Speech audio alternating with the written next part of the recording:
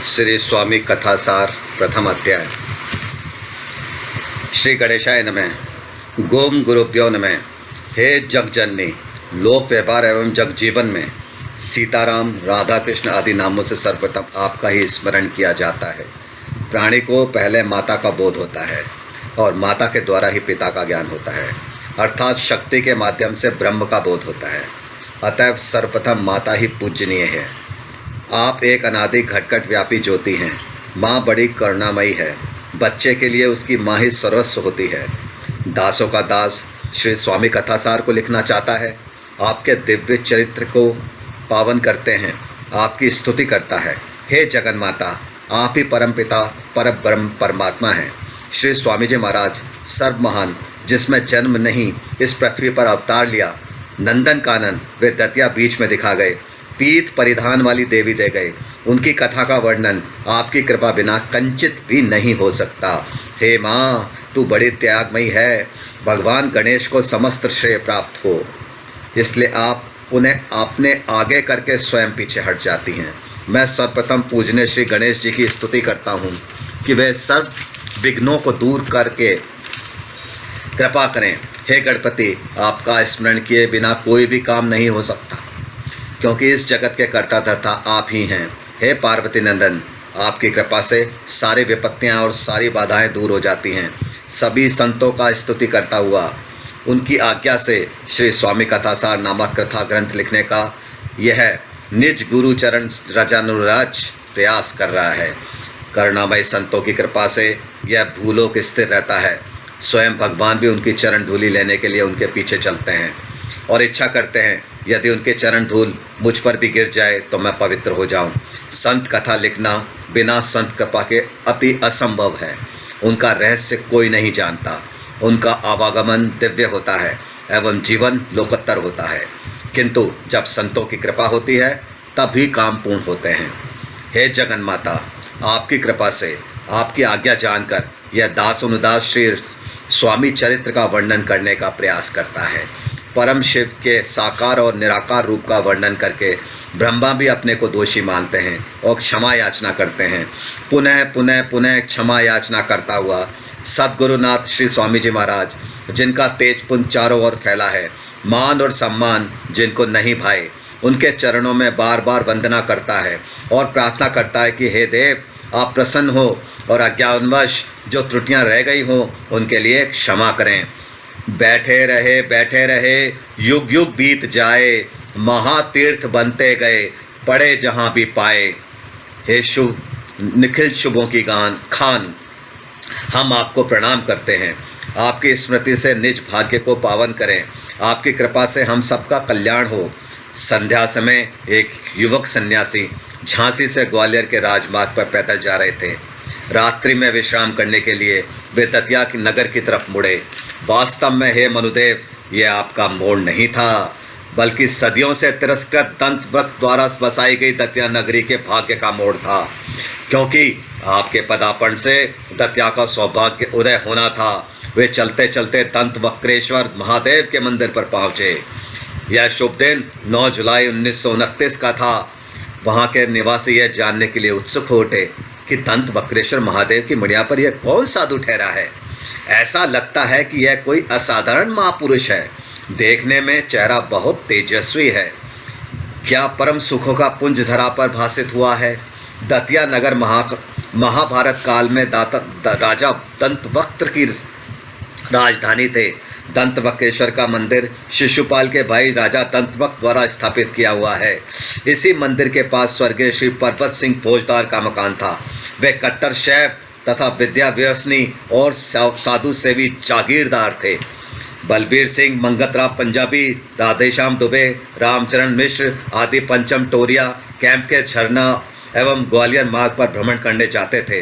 वे मित्रगण एक दिन यह जानकर कि मंदिर में कोई महापुरुष विराजे हैं, आपके दर्शनों और वार्तालाप के लिए वहाँ पहुँचे। उन्होंने देखा आपके मुख की कांति स्वर्ण के समान दैदीप्यमान है। अंग का वर्णन पीताम्बरा जी के कांति वाला है। चौड़ी छाती, आँखें प्रखर और लुभावनी हैं। बातचीत के दौरान उन्होंने यह अनुभव किया कि आपके वचनामृत हर संशय को समूल नष्ट कर देते हैं। उन्होंने सोचा ये कोई सिद्ध योगी है। वे लोग आपके दर्शन कर कर बहुत प्रभावित हुए, आगे चलकर आपके परम भक्त बने। एक दिन पर फौजदार पर्वत सिंह श्री महाराज जी के पास आकर के विनय से बोले, हे भगवान, यहाँ मड़िया में बैठने के लिए समतल जगह नहीं है, बैठने में कष्ट होता होगा।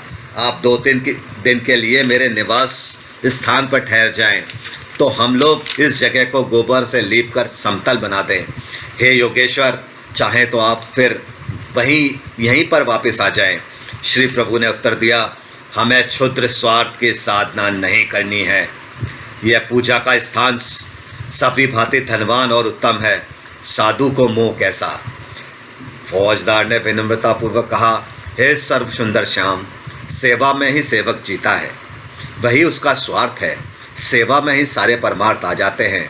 बहुत अनय करने पर दूसरे तीसरे दिन ही प्रभु दंत बक्केश्वर के मंदिर से, जो मड़िया के नाम से भी विख्यात है, फौजदार के घर पहुंच गए। प्रभु फौजदार के घर जाकर 3-4 दिन रहे। सीता सागर बांध पर निवास करने वाले महात्मा मंगलदास जी ने आपसे अपने मंदिर में ठहरने का आग्रह किया। श्री महाराज जी ने कहा, हम नगर में रहना नहीं चाहते थे, इसलिए फौजदार के यहाँ से महंत मंगलदास जी के निवास स्थान पर चले गए। वहाँ पर कुछ दिन ठहरने के उपरांत आपकी इच्छा वहाँ से जाने की होने लगी। तो यह जानकर मंगलदास जी ने कहा, हे सिद्ध योगी, आप थोड़े दिन यहाँ और ठहरते तो बड़ी कृपा होती। आप गुरु रूप हैं, गुरु सेवा ही श्रेष्ठ भगवान सेवा है। संतों की आज्ञा मानने में हित होता है, कल्याण होता है, लेकिन रमते योगी को कौन रोक सका है। आपके भक्तों का आग्रह था, हे भक्त वत्सल, आप कुछ दिन दतिया में रह करके उन्हें सेवा का अवसर दें। श्री प्रभु ने मधुर स्वर में कहा, सन्यासी को एक ही स्थान पर ज़्यादा दिन नहीं रुकना चाहिए, किंतु अपने भक्तों के प्रेम आग्रह पर मंगलदास जी के स्थान को छोड़कर आप वनखंडेश्वर मंदिर में आ विराजे। वनखंडेश्वर महादेव का अन्य प्राचीन सिद्ध स्थान है। उस समय यह स्थान महाशमशान भूमि के रूप में था और निर्जन और महाभयावह था। दिन में भी लोग वहाँ जाने से डरते थे। युगों युगों से यह सिद्ध भूमि के अवतार धारण करने से अब पवित्र हो गई है। यह महाभारत काल से ही सिद्ध महात्माओं की तपस्थली रही है। अपने समय के महान तांत्रिक हेमकर ओझा ने यही सिद्धि प्राप्त की थी। अपने 20वीं शताब्दी के महान विद्वान ओम अयोध्यानाथ ने भी यहीं पर सिद्धि प्राप्त की थी। जब आप फौजदार परवित सिंह के यहाँ होते थे तो उनकी प्रार्थना पर आपने ईश्वर गीता का अनुवाद किया था। आपको प्रभु दतिया में रहते हुए 2-3 महीने गुजर गए।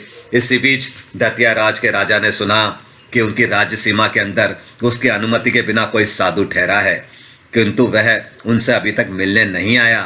तो उस राजा के अपमान की बात है। हो सकता है वह कोई सच्चा संत हो, पता करना चाहिए। संत को किसका भय, अरब खरब की राशियों भी उसके आगे तुच्छ होती है। उसका सामर्थ्य तो सब अभय के दान में है। अज्ञान और अहंकार में डूबे रहकर आपका संत स्वरूप कैसे समझा जा सकता है। आप तो निरासक्त होकर निज आनंद में मग्न रहा करते थे। लोक कल्याण के लिए धराधाम को पवित्र करने के लिए अवतार रूप में आते हैं। आपकी दया और करुणा लुटाकर सुखी करते हैं। त्याग वैराग्य लेकर जो घूमता है उसका सौभाग्य जग जननी के अंक में होता है। लेकिन अहंकारी और घमंडी लोग इस बात को नहीं समझ सकते। दतिया के राजा गोविंद सिंह ने अपने एक ओहदेदार को आप तजस्वी तरुण संत के यहाँ जाने के लिए भेजा। आप कौन हैं और कहाँ से आए हैं? क्या आपको इस व्यवहार का पता नहीं था कि पहले राजा की अनुमति लेकर यहाँ ठहरना चाहिए था? ओहदेदार ने वापस लौटकर राजा को बताया कि दतिया नगरी के सौभाग्य का उदय हुआ है। आपने जिस साधु के विषय में जानना चाहा वह एक सच्चा संत है। यह सुनकर वाका राजा भी श्री महाराज जी के दर्शनों के लिए गया और पहली ही भेंट में उनका भक्त हो गया। सन 1943 ईस्वी में दतिया रियासत के दीवान पद पर सैयद एउद्दीन आया था। सख्त स्वभाव के कारण उसका आतंक प्रारंभ से ही छाया हुआ था। उस बहुत बाद में दीवान ऐनुद्दीन भी जब स्वामी जी के पास पहुंचा तो उनके रूप सौंदर्य और तेज को देखकर चकित रह गया। उसने मन में सोचा, ये तो जरूर कोई सिद्ध फकीर हैं। आज उसका भाग्योदय हुआ जो स्वामी जी के दर्शनों का पुण्य लाभ प्राप्त किया। थोड़ी बातचीत के बाद ही उसका सारा भ्रम और संदेह मिट गया और विश्वास हो गया कि यह पुरुष निश्चय ही ज्ञान प्रदीप प्रदानकारी है। सच्चे संत के शरीर से सत्यता और पवित्रता की किरणें विस्तीर्ण होती है, जिससे शंकाओं का स्वयं समाधान हो जाता है। दास अनुदास कहता है कि जिससे यह सब जग जाना जाता है, उस स्वामी के विषय में किसने जाना। देवताओं के भी आप परम पूज्य देवता हैं, प्रजापतियों के भी प्रजापति हैं, प्रकृति से भी परे विश्व के स्वामी हैं। एक ही भगवान सब रूप धारण करते हैं। उन्हीं को चैतन्य जगत में स्वामी जी के नाम से जाना है। वही चैतन्य आत्मा चित्त शक्ति भक्ति और ज्ञान का प्रकाश करने के लिए गौरवर्ण श्री स्वामी जी के स्वरूप में समस्त भक्तों के हित में विराजमान हुए। एनुद्दीन एक काव्य प्रेमी कवि था। उसे उर्दू शायरी की गहरी परख थी, अतः भाविक था। क्रूर होते हुए खुदा परस्त और संतों और फकीरों को मानने वाला था। संत हृदय स्वामी जी महाराज के मन में दो तरह की बातें नहीं थी, क्योंकि संत हृदय में द्वेष नहीं होता। दीवान को ऐसा अनुभव हुआ जैसे वह पीर पैगंबर के सामने खड़ा है। हे परमहंस, आपने उसे बताया यात्रा के दौरान विश्राम के लिए यहाँ रुक गए थे। कुछ दिनों बाद रात्रि के समय वन खंडेश्वर नाथ मंदिर के चौक में उन्हें एक दिव्य पुरुष के दर्शन हुए। उस महापुरुष ने कहा कि तुम यहाँ ठीक आ गए हो, अब यहीं रहकर अपना काम करो। हमें भी ये स्थान पसंद आ गया है, इसलिए अब हम यहीं रहेंगे। देव देवेश्वर से स्वामी जी महाराज यह समझ गए थे यह स्थान कृष्णकालीन महात्मा अश्वत्थामा की तपस्थली है। दीवान ने श्री प्रभु के तेज और निर्भीकता और उनसे हुए वार्तालाप के विषय में जाकर राजा को बताया और उनकी विशेषताओं का वर्णन किया। सूरज जब निकलता है तो उसके प्रकाश से अनभिज्ञ रहें, यह कैसे संभव है। यह सुनकर दतिया के राजा गोविंद सिंह, जो प्रभु के पहले ही भक्त थे और अधिक श्रद्धावान बन गए। शीघ्र ही दतिया नगर में चर्चा होने लगी कि एक सिद्ध महात्मा जो कि प्रकांड विद्वान है, छोटी काशी कहीं जाने वाली इस दतिया नगरी को पवित्र करने के लिए वन खंडेश्वर स्थान पर ठहरे हुए हैं। धीरे धीरे उनके दर्शन से अपने को धन्य करने के लिए लोगों का समूह उमड़ने लगा। उनके दर्शन से ही तृप्ति मिलती थी, संतोष की प्राप्ति और यातना की समाप्ति होती थी। श्री गुरुदेव के दर्शन से ऐसा अनुभव होता था मानो कि क्लांति मिटकर परम शांति की उपलब्धि हो गई है। दतिया जैसी छोटी नगरी में महाराज जी ने बहुत से संस्कृत के पंडितों को पाया।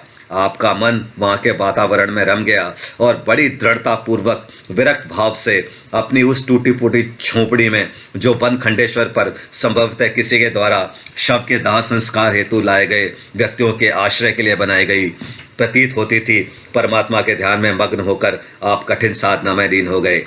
एक दिन दीवान एनुद्दीन ने स्वामी जी महाराज से कहा, महाराज यह जगह आपके लिए बहुत कम है, बहुत जीर्ण शीर्ण है। आप इस स्थान का निर्देश करें तो यहीं पर आपके रहने योग्य मकान बना दिया जाए। तपोनिधि श्री प्रभु ने उत्तर दिया, मकान छोड़कर लोग सन्यासी होते हैं, मकान की हम लोगों को क्या जरूरत। दीनदयाल की असहमति होने पर भी दीवान एनुद्दीन ने 2 कमरे और एक बरामदा बनवा ही दिया, परंतु आप उस स्थान पर रहने के लिए नहीं गए। संत असन वसन और संचरण से वैराग्य लेकर लोक शिक्षा हेतु स्वधर्म का पालन करता है।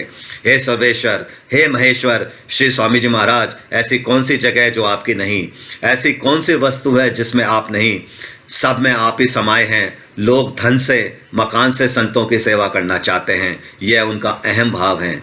आपकी कृपा किस पर किस तरह मिले, आप किस तरह प्रसन्न हो, यह गुण हम लोगों में आ जाए। इस स्वामी कथासार के पाठ से हे श्रोतागणों, मनुष्य में मोह रूप अंधकार का नाश होकर महाआनंद की प्राप्ति होती है। हे पंचानन, हे कृष्ण, जिस प्रकार महाभारत युद्ध में धर्म के पक्षधर पांडवों को विजय दिलाई, अधर्म का नाश करके शांति की स्थापना करी, उसी प्रकार आपने दतिया के जनता को दीवान एनुद्दीन के अत्याचारों से मुक्ति दिलाकर शांति की स्थापना करी।